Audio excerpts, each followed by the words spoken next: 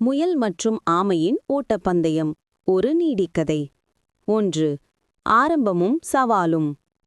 ஒரு அழகான காட்டில் வேகமாக ஓடும் ஒரு முயலும் மெதுவாக நடக்கும் ஒரு ஆமையும் இருந்தன. முயல் எப்போதும் ஆமையை பார்த்து சிரிக்கும். ஒரு நாள் முயல் ஆமையிடம், ஆமையே, உன்னால் ஒருபோதும் என்னை விட வேகமாக ஓட முடியாது. வா, நாம் இருவரும் ஒரு பந்தயம் வைப்போம் என்று கூறியது. மெதுவாக நடந்தாலும் புத்திசாலியான ஆமை அந்த சவாலை ஏற்றுக்கொண்டது.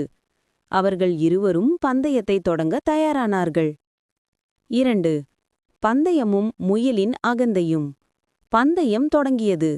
முயல் மிகவும் வேகமாக காற்றைப் போல ஓடியது. ஆமை மெதுவாக மெதுவாக மிகவும் உறுதியாக முன்னோக்கி நடந்தது. நீண்ட தூரம் ஓடிய பிறகு முயல் திரும்பி பார்த்தது. ஆமை இன்னும் வெகு தொலைவில் வந்து கொண்டிருந்தது. முயல் நினைத்தது, ஐயோ, ஆமை இங்கு வர இன்னும் அதிக நேரம் எடுக்கும்.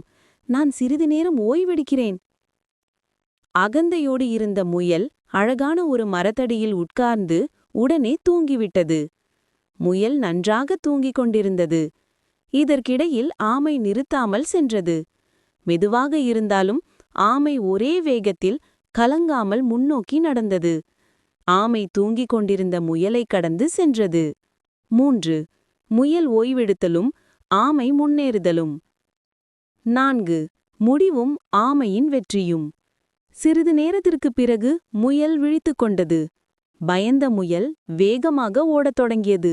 ஆனால் அது மிகவும் தாமதமாகிவிட்டது. ஆமை இலக்கை அடைந்து விட்டது. மெதுவாக சென்றாலும் நிறுத்தாமல் சென்ற ஆமை வேகமாக சென்றாலும் அகந்தையால் தூங்கிய முயலை விட பந்தயத்தை வென்றது. நீதி: சோம்பல் நல்லதல்ல. இடைவிடாத முயற்சியால் வெற்றி கிடைக்கும். மெதுவாக சென்று உறுதியாக செய்யும் காரியமே வெற்றி பெறும். நாம் மற்றவர்களை ஏளனம் செய்யக்கூடாது. நீங்கள் பதனமா சேனலை சப்ஸ்கிரைப் செய்து மணி பொத்தானை அழுத்தவும் மறக்காதீர்கள். அதேபோல் இந்த வீடியோவிலிருந்து உங்களுக்கு முக்கியமான ஒன்று புரிந்திருந்தால் அதை மற்ற ஒருவருக்கு பகிர மறக்க வேண்டாம்.